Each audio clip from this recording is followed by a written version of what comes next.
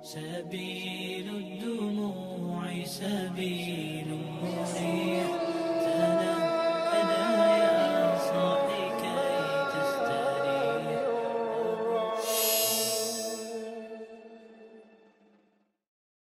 كما عظيم سلطانك لك الحمد حتى ترضى ولك الحمد إذا رضيت ولك الحمد بعد الرضا وأشهد أن لا إله إلا الله وحده لا شريك له وأشهد أن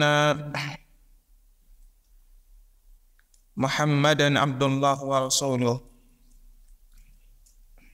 اللهم صل وسلم وبارك على عبدك ورسولك النبي الأمي نبينا محمد وعلى آله وأزواجه وذرياته وصحابته والتابعين ومن تبعهم بإحسان إلى يوم الدين أما بعد اللهم إنا نسألك علما نافعا ورزقا طيبا وعملا صالحا متقبلا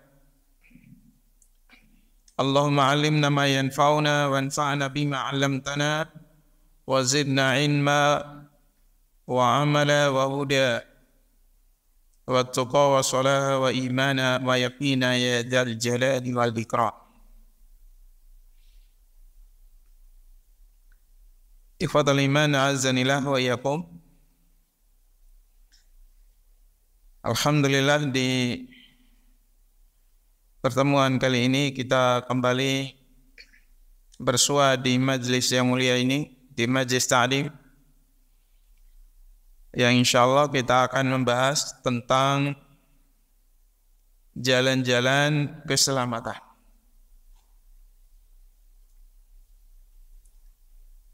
Kita semua ingin selamat. Bahkan hampir semua perusahaan memberlakukan safety. Jadi safety first. Ya. Karena keselamatan itu lebih penting. Sehingga kita semuanya berusaha untuk selamat.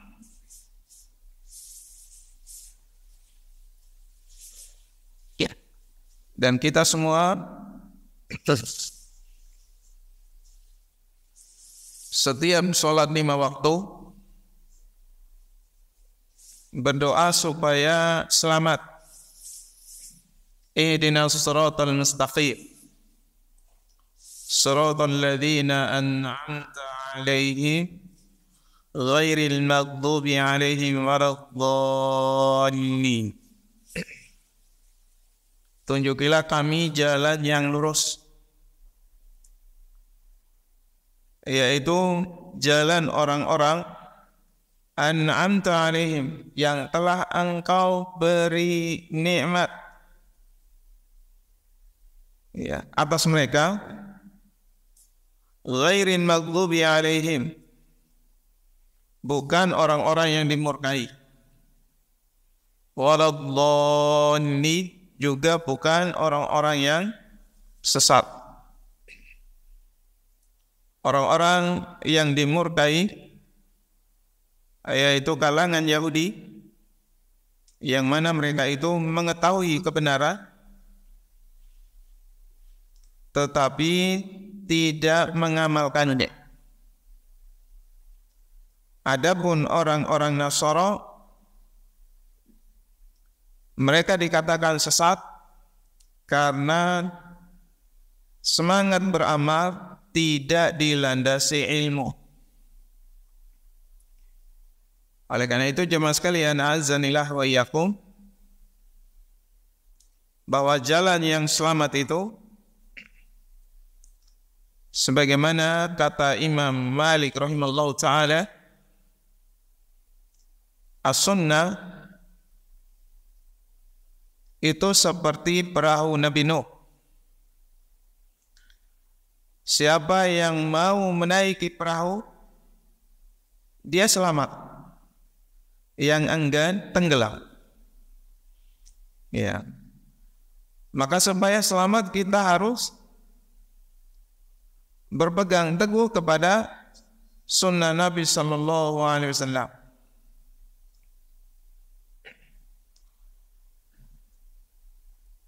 Suatu ketika Sa'id bin Musayyib rahimahullah ta'ala melihat ada seorang laki-laki melakukan sholat setelah terbit fajar lebih dari 2 rakaat.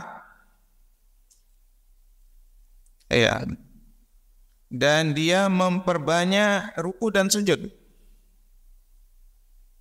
Ya, jadi dia memperbanyak ruku dan sujud. Maka Sa'id bin Musayyib rahimahullah ta'ala melarangnya. Tapi orang ini mengatakan, wahai Abu Muhammad,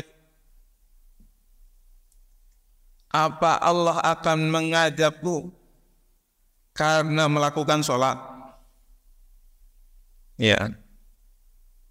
Maka dijawab oleh Abu Muhammad, yaitu Sa'id bin Musayyib rahimahullah, tidak. Tetapi Allah akan mengadabmu karena menyelisihi sunnah. Ya, karena yang sesuai dengan sunnah, maka qobliyah subuh atau sholat sunnah fajar itu hanya 2 rakaat.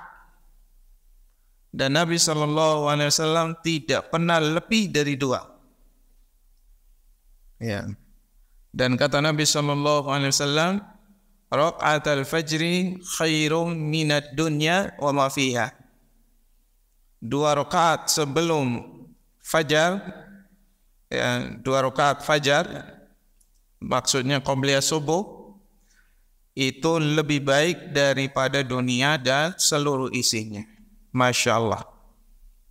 Jadi ikhwatal iman, bapak-bapak, saudara-saudara sekalian, azanillah wa iyyakum, orang sholat tapi kok bisa diadab? Ya, ini karena dia menyelisihi sunnah. Dan sunnah yang dimaksud yaitu sunnah secara usul. Ya, sunnah secara usul. Adapun sunnah secara fikih, maka dikerjakan dapat pahala, ditinggalkan tidak berdosa. Ya, tapi kalau secara usul itu wajib berpegang pada sunnah. Ya, sehingga sholat maghrib harus ikut sunnah. Ya, sunnah Nabi Sallallahu Alaihi Wasallam.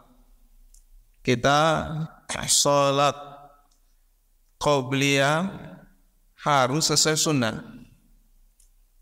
Kita sholat ba'diyah harus sesuai sunnah. Ya, kita sholat Jumat harus sesuai sunnah. Ya. Oleh karena itu, ikhwatal iman, azanillah wa iyyakum, Allah Subhanahu wa taala mengancam orang-orang yang menyimpang, wa man yushaqiqir rasula min ba'di ma tabayyana lahul huda nuwallihi ma tawalla wa nuslihi jahannam wa sa'at masira. Siapa yang menyelisihi Rasul, yang menentang Rasul, setelah datang kepadanya petunjuk, ya, maka Allah Subhanahu wa taala akan membiarkannya kemana dia hendak berbalik. Wa nuslihi jahannam, dan tempat kembalinya adalah jahannam, dan jahannam itu seburuk-buruk tempat kembali. Ya.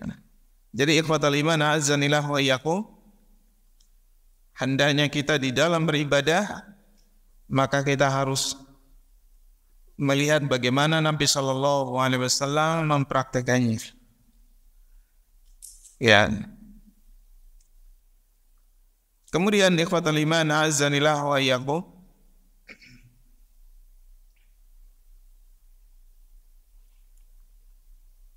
sampai-sampai Abu Aliyah rahimahullah mengatakan bahwa aku tidak mengetahui mana di antara dua nikmat yang lebih utama,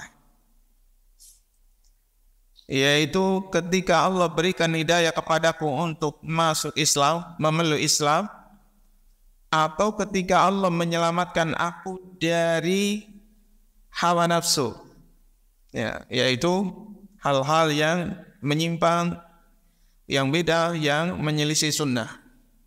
Ya, jadi kalau kita diselamatkan, maka ini nikmat luar biasa. Ada orang ibadah asal ibadah, maka di sini kata Abdullah bin Mubarak rahimahullah, bakalan lebih banyak rusaknya, ya, ketimbang apa yang dia perbaiki. Ya, bakalan lebih banyak rusaknya. Dan saya kadang melihat orang ketika dia berusaha untuk keluar dari sunnah, yang terjadi itu semakin jauh dari hidayah. Sehingga saya pernah bertanya, kenapa bapak sekarang nggak sholat lagi? Ya, saya sholat kok. Ya, sholat itu cukup di hati kan? Subhanallah, sholat cukup di hati. Ya. Ayo Pak sholat Jumat tuh sana. Saya sholat kan, tapi diem aja deh, nggak ruku, nggak sujud. Ya, padahal sholat itu ada syarat sahnya, ada rukun-rukunnya, ada hal-hal yang wajib, ada hal-hal yang sunnah. Ya. Ini syaratnya saja dia tidak penuhi. Bagaimana dia mau selamat? Apa aja syarat sholat? Yang pertama, suci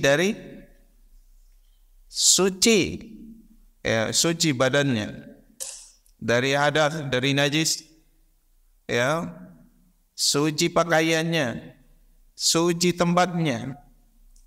Lah dia wudu aja enggak, ya, enggak mau wudu. Ya. Kemudian syarat sholat hadap kiblat. Lah dia duduk aja kok, terserah dia mau duduk kemana. Kemudian syarat sholat berdiri bagi yang mampu. Jangan dari rumah udah bawa kursi padahal mampu berdiri. Ya, jadi berdiri bagi yang mampu. Kecuali nggak mampu berdiri baru duduk, nggak mampu baring. Ya. Jadi ikhwatal iman azanillah wa iyyakum, tidak boleh bagi yang mampu berdiri kemudian duduk. Ayo Pak sholat dong. Silakan, saya sholat cukup di hati. Duduk aja. Syarat sahnya sholat itu berdiri. Jamaah sekalian azanillah wa iyyakum, belum lagi rukun-rukunnya. Kalau ada yang sholat kemudian dia nggak ruku, sah nggak sholatnya? Sah nggak sholatnya? Misalnya ada imam harusnya ruku tapi dia langsung sujud, sholatnya sah apa tidak? Apa yang harus dilakukan jamaah? Subhanallah. Ya. Jadi harus ditegur imamnya, subhanallah. Ya. Dan itu tidak bisa diganti dengan sujud sahwi. Imamnya harus balik ruku dulu. Kalau dia tidak mau ruku, dia lanjut sholatnya kurang 1 rakaat. Itu yang ruku kelewat, apalagi yang cuma duduk. Yang rukunya kelewat saja, sholatnya tidak sah. Ya, tidak sah sholatnya. Jangankan ya rukunnya, hal-hal yang wajib. Hal yang wajib, misalnya duduk antara dua sujud. Duduk tahiyat awal. Duduk tahiyat awal. Kalau imamnya lupa, kita ingetin, subhanallah. Tapi imam tetap pede. Ini baru 1 rakaat. Ya, jadi tetap pede dia berdiri. Dan lanjut dia, bismillahirrahmanirrahim. Lanjut dia Al-Fatihah. Maka jamaah gimana sikapnya? Harus ikut berdiri. Ya, harus ikut berdiri.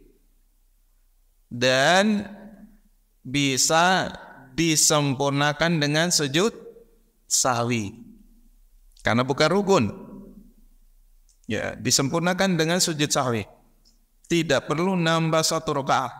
Beda kalau rukun ya, seperti ruku, sujud itu rukun, tidak bisa diganti dengan sujud sahwi. Ya.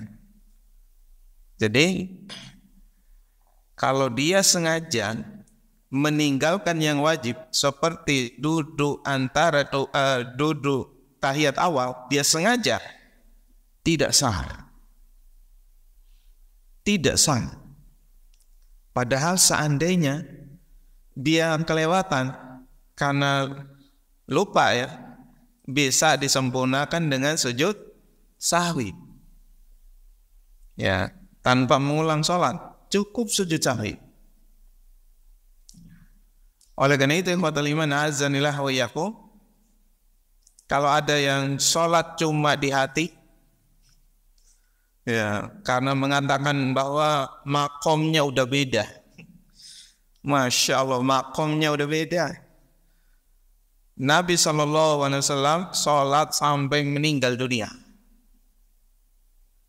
Bahkan sholat itu waktu dan tempat istirahat yang paling sempurna. Maka Nabi SAW memerintahkan kepada Bilal ketika mau iqamah, wahai Bilal, arihna bis sholat, rehatkan kami dari kelelahan dunia dengan sholat. Dengan sholat. Jadi istirahat itu sholat. Ya. Kalau sampean ingin hilang capek dari dunia, sholat Pak. Ya, sholat. Bukan tidur seharian. Tidur seharian capek nggak? Capek. Apalagi kalau mimpi dikejar singa. Capek Pak. Ya. Maka Nabi SAW istirahatnya itu dengan sholat. Ya. Dan ikhwatal iman azanillah wa iyyakum, kalau ada yang sudah nggak mau sholat, ini sudah jadi anak emas iblis. Karena hal yang paling dibenci syaitan itu sholat. Syaitan tuh paling nggak suka sama orang yang sholat itu. Makanya sebelum sholat diganggu. Bahkan ketika sholat diganggu. Ya. Sebelum sholat diganggu. Udah bentar. Ini mau Liga Champions. Nanggung nih. Gak enak. Paling asyik itu kalau nontonnya live. Ya. Mana enak kalau nonton siaran tunda. Nanggung Mas. Akhirnya dia tidak sholat, mengulur waktu sholat. Dan ikhwatal iman azanillah wa iyyakum, tapi kalau dia berhasil melawan gangguan syaitan dan dia berangkat ke masjid untuk sholat, apakah syaitan menyerah? Tidak. Setan ingetin, motormu masih kredit, kuncinya di mana? Kuncinya mana? Masih kredit loh. Akhirnya ketika dia takbir ruku sambil meraba saku, Allahu Akbar. Alhamdulillah, ternyata di saku. Aman. Ya. Jadi fatal iman azanillah wa iyyakum, syaitan berusaha merusak sholat, karena sholat ini hal yang sangat-sangat dibenci oleh iblis, di mana ketika dia disuruh sujud nggak mau sujud. Ya. Jadi paling benci dia. Oleh karena itu ketika kita sujud sahwi karena kelupaan misalnya, ini bikin setan menangis. Ya. Dan jamaah sekalian azanillah wa iyyakum, bahkan sholat ini menjadikan seorang hamba menjadi orang yang sangat dekat kedudukannya dengan Nabi Sallallahu Alaihi Wasallam di surga. Suatu ketika ada seorang sahabat, yaitu Rabi'ah radhiyallahu anhu, menyediakan air wudu untuk Nabi Sallallahu Alaihi Wasallam. Rasulullah Sallallahu Alaihi Wasallam kalau ada yang berbuat baik kemudian tidak dibalas itu nggak enak. Ya, jadi sampean misalnya ada yang ngirim singkong rebus, ya setidaknya antum balas kasih apa? Ikan kuah. Ya, masya Allah, singkong plus ikan kuah sempurna. Ya, jadi ini kalau ada yang berbuat baik kita balas, minimal mendoakan jazakallahu khairan. Dan ketika itu Nabi Shallallahu Alaihi Wasallam bertanya kepada Rabi'ah, Isa, silakan, ente mau apa? Maka Rabi'ah mengatakan, as'alu urafikuka fil jannah. Aku minta agar menemani Anda di surga kelak. Maka kata Nabi Shallallahu Alaihi Wasallam, hendaknya engkau memperbanyak sujud. Jadi hendaknya engkau menolong saya untuk merealisasikan cita-cita Anda itu dengan memperbanyak sujud. Jadi alaika bika soti sujud. Ya, jadi hendaknya engkau memperbanyak sujud. Maksudnya memperbanyak sholat sunnah. Ya. Jadi sholat itu yang menjadikan seorang hamba dekat dengan Nabi Sallallahu Alaihi Wasallam. Jadi bukan yang cuma duduk terus mengaku dirinya paling dekat sama Allah. Sholat saja enggak, merasa dirinya dekat sama Allah. Ini merasa dekat karena diganggu syaitan. Ya. Jadi perasaan dekat yang bersumber dari gangguan syaitan, merasa dekat. Ya. Jemaah sekalian azanillah wa iyyakum, para sahabat yang begitu rajin ibadah dan begitu tingginya kedudukan mereka dan sudah dijamin masuk surga sekalipun, mereka tidak berhenti beramal soleh. Mereka terus beramal soleh. Apalagi urusan sholat. Ya, apalagi urusan sholat. Hal yang sangat-sangat jadi prioritas. Itu ibadah. Ya. Bahkan Allah Subhanahu wa taala memuji laki-laki yang ketika dia sibuk dengan perniagaan, tapi begitu masuk waktu ibadah, masuk waktu sholat, dia tinggalkan perniagaannya untuk sholat. Ya, ini yang dipuji oleh Allah Subhanahu wa taala. Ya. Jadi Allah memuji laki-laki yang sibuk dengan perniagaan, sibuk dagang, tapi begitu masuk waktu sholat, masuk waktu ibadah, dia tidak sibuk dengan urusan perniagaan dan melalaikan ibadah, ya, dia segera meninggalkan urusan dunia dan menyambut seruan untuk sholat Jumat atau sholat 5 waktu. Ya, jadi fatal iman azanillah wa yakum, hati-hati kalau ada yang ngajak-ngajak kepada suatu ajaran yang kemudian diiming-imingi jadi wali Allah, kalau sudah wali nggak perlu sholat. Ini sangat bahaya. Ya, sangat-sangat bahaya. Karena yang pertama kali dihisab, ya, seorang hamba pertama kali akan diaudit di yaumul qiyamah itu sholatnya. Kalau sholatnya baik, baru yang lainnya akan ikut baik. Kalau sholatnya rusak, jangan harap bisa selamat.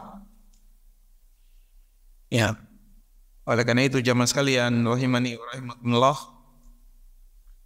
jangan sampai tergiur jadi wali, tapi dengan jalan-jalan yang dimurkai oleh Allah Subhanahu wa taala. Ya. Kemudian jamaah sekalian, rahimani wa rahimakumullah,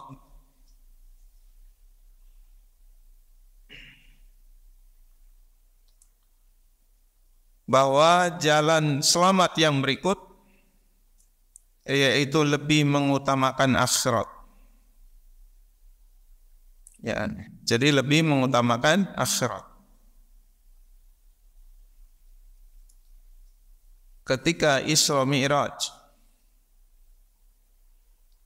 Rasulullah sallallahu alaihi wasallam dalam perjalanan dari Masjidil Haram menuju Baitul Maqdis. Dalam perjalanan itu Nabi sallallahu alaihi wasallam melihat wanita tua di pinggir jalan. Ya, siapa itu?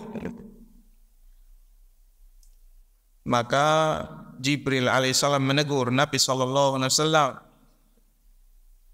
jalan terus, jangan terpesona, jalan terus. Ya, setelah itu baru dijelaskan oleh Jibril alaihissalam, wanita tua itu adalah dunia. Ya, dunia. Tapi seringkali dunia ini memalingkan seorang hamba dari Allah Subhanahu wa taala. Ya. Maka Rasulullah sallallahu alaihi wasallam mengatakan, "Mali walid dunya, ma ana fid dunya illa qaraqibin istadalla tahta syajarah thumma raha wa tarakaha." Apa pedulinya aku dengan dunia ini? Aku di dunia ini hanya seperti seorang yang beristirahat di bawah pohon. Setelah itu kemudian dia melanjutkan perjalanannya. Ya, jadi seperti seorang pengendara yang istirahat sebentar di bawah pohon, setelah itu melanjutkan perjalanan. Ya. Maka kita banyak mengingat akhirat. Dan Allah Subhanahu wa taala selalu mengaitkan keimanan kepada Allah dengan iman kepada akhirat, kepada hari akhir. Karena ini akan menjadikan kita memprioritaskan akhirat. Ada yang punya prinsip kita itu harus seimbang. Ya, kita itu harus seimbang. Maka ini prinsip yang salah. Ya, prinsip yang salah. Ya. Sampai mereka punya moto, time is money. Waktu adalah duit. Ya, waktu adalah duit. Ya, sehingga mereka itu fokusnya hanya duit, duit, duit, duit. Ya. Sehingga orientasi hidupnya itu hanya bagaimana dia memperbanyak duit, memperbanyak kekayaannya, dan tidak peduli halal haramnya. Yang penting bertambah. Ya, yang penting nambah duit. Ya. Gimana caranya? Ya carilah jalan-jalan supaya duitnya bisa nambah. Seperti apa? Jadi anggota dewan. Ya, sehingga sogok sana, sogok sini. Ya. Karena yang dipikirin proyek-proyek. Kalau kepilih, wah ini kesempatan. Lahan basah. Ya. Jamaah sekalian, azanillah wa iyyakum. Bahkan saking pengennya kepilih, ke Mbah Dukun. Jadi saya pernah diceritain sama salah satu driver Grab di Jawa Tengah. Dulu dia itu kerjasama dengan Mbah Dukun. Jadi mereka itu panen Pak kalau dekat pemilu. Ya. Jadi dia tugasnya SMS Mbah Dukun. Jadi kalau ada yang datang diinterogasi. Bapak dari mana? Namanya siapa? Dari partai apa? Nomor urut berapa? Ya. Jadi dia SMS Mbah Dukun. Nah, begitu dia ke rumah Mbah Dukun, Mbah Dukun ini langsung sebut namanya. Masya Allah Pak Ahmad, silakan masuk. Kaget deh, loh kok tahu nama saya? Ya, tahu nama saya. Ya, tahu partai saya. Tahu nomor urut saya. Wah, ini hebat dukunnya. Karena apa? Begitu takjub dengan sang dukun, apapun permintaan dukun diiyakan. Ya, sampai kadang dukun minta sekian puluh juta, bahkan ada yang beratus juta. Yang penting bisa kepilih. Ya. Maka terkadang itu gambar-gambar yang ditempel di pinggir jalan itu sudah ditiup-tiup sama Mbah Dukun baru ditempel. Ya. Jadi driver itu cerita, ketika orang sudah bayar mahal tapi nggak kepilih, mereka tuh marah-marah sama Mbah Dukun. Mbah Dukunnya jawab santai, mohon maaf Pak, ada yang bayar lebih. Ya, loh, saya bayar sekian kok, dia yang lolos, maaf, ada yang bayar lebih. Ya, jadi manusia menghalalkan segala macam cara. Sampai ada yang ke Mbah Dukun minta duitnya digandai. Ya, sampai ada berapa orang dibunuh sama Mbah Dukun itu. Ya, karena mereka datang ke Mbah Dukun minta duitnya digandai. Jadi jamaah sekalian, azanillah wa iyyakum, manusia itu kalau sudah orientasinya dunia, semua mau dihalalkan, yang penting bertambah pundi-pundi kekayaan. Ya, mereka gelap mata. Yang penting dapat. Bahkan kerja itu sampai nama warungnya aja kopi 24 jam. Subhanallah. Kopi 24 jam. Ini kapan sholat? Ya. Padahal kita lihat orang-orang Arab itu. Mereka itu kerja santai, gaji sultan. Ini kopi 24 jam. Apa penghasilan dia lebih banyak dari orang Arab itu? Orang Arab itu mau adzan, toko tutup. Sampean mau beli apa? Enggak peduli, tutup. Dan mereka tinggalkan tokonya. Tapi mereka itu sultan. Ya, benar-benar sultan penghasilannya. Lah ini udah buka 24 jam. Wah. Sampai kadang saya lihat itu mahasiswa duduk bergerombol di situ, yang beli kopi cuma 1 orang. Yang lainnya cuma numpang nyari wifi free buat ngerjain tugas. Ya, jadi satu yang beli kopi cuma pencitraan aja. Ya, jadi ikhwatal iman azanillah wa iyyakum, setengah mati nyari dunia, tapi ya dapatnya segitu-gitu aja. Ya. Jemaah sekalian rahimani wa rahimakumullah, bahwa ada yang sampai tidak mau ibadah,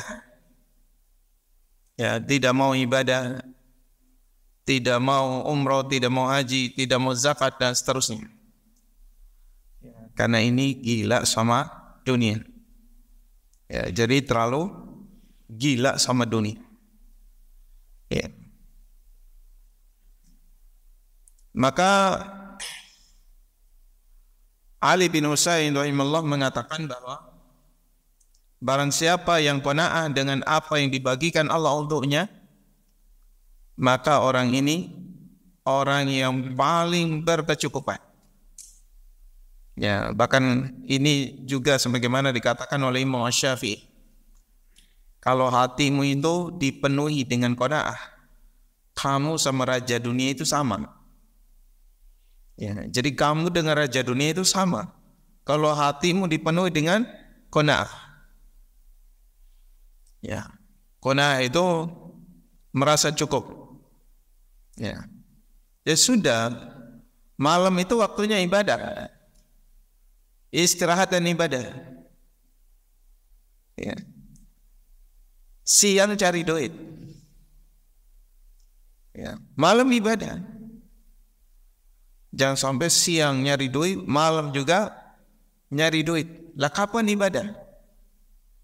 Bahkan ada yang nggak sholat Jumat. Bener nggak sholat Jumat?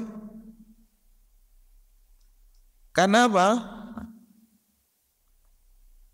Ternyata banyak yang beli.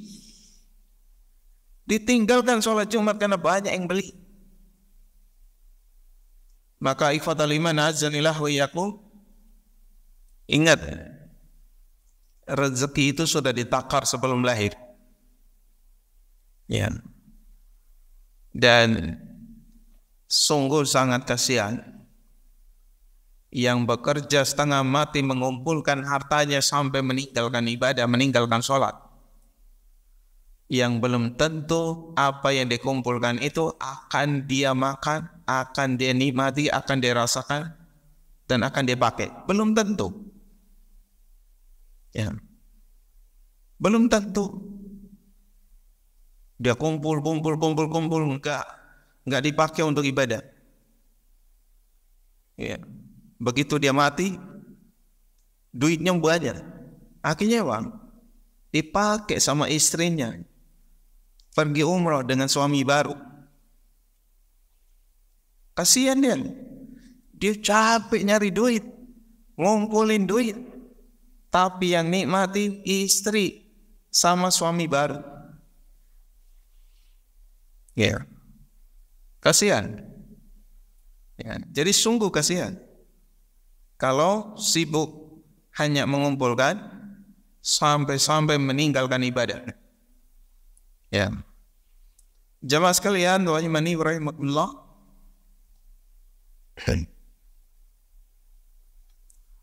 Jalan selamat yang berikut, atau barangkali kalau ada yang mau bertanya silakan. Kalau enggak saya tambahkan dikit lagi. Ini sampai jam berapa? Sampai jam berapa? Ya? 5 menit lagi. Atau ada pertanyaan? Enggak ada. Ya, jalan selamat yang berikut yaitu merealisasikan tauhid. Ya. Oleh karena itu, siapa yang meninggal dalam keadaan tidak berbuat syirik, ya, maka ini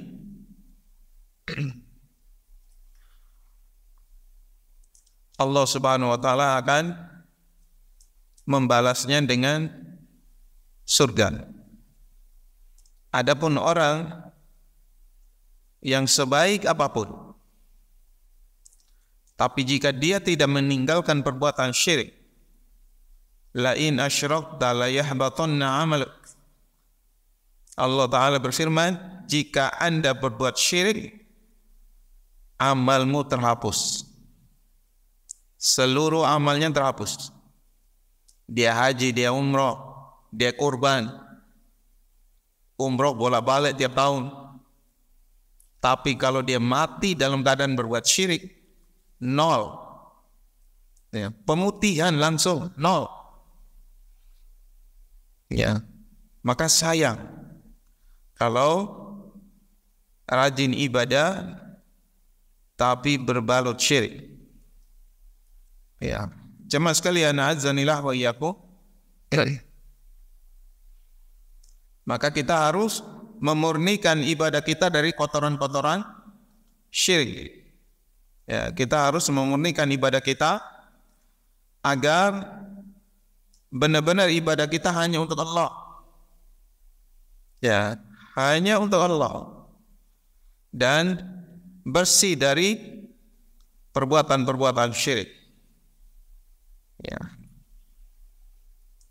Kemudian jalan selamat yang berikut yaitu meluruskan niat. Niat yang lurus ini modal untuk mendapatkan keselamatan. Oleh karena itu, Abdullah bin Mubarak rahimahullah ta'ala mengatakan, rubba amalin kabir tusakkiruhu niyah wa rubba amalin saghir tu'azzimuhu niyah. Berapa banyak amal yang besar di mata kita ternyata kecil. Ya, kecil. Enggak ada apa-apanya. Ternyata itu karena niat. Dan berapa banyak amal yang kecil, yang diremehkan, tidak dianggap, tapi besar. Besar pahala. Itu karena niat. Karena niat. Ya. Maka kita berusaha untuk niatnya karena Allah. Ya, niatnya karena Allah. Dan jemaah sekalian, azanillah wa iyyakum, supaya niat kita ini tidak terkontaminasi dengan riya, sum'ah dan seterusnya, kita harus belajar untuk menyembunyikan amal kebaikan kita. Ya, jadi menyembunyikan amal kebaikan kita, kecuali yang memang harus ditampakkan. Salat Jumat harus ditampakkan, salat jamaah wajib ditampakkan. Ya. Tapi kalau seperti salat malam, gak perlu update status. Yuk, mumpung masih ada kesempatan, ayo teman-teman, jangan lupa sholat malam. Habis itu ke WA grup, bangunin orang di grup untuk sholat malam. Buat apa, Pak? Biar orang tahu Bapak rajin ibadah. Ya, tidak perlu. Sedekah Ya, sedekah misalnya. Kita melihat maslahat dan madarat.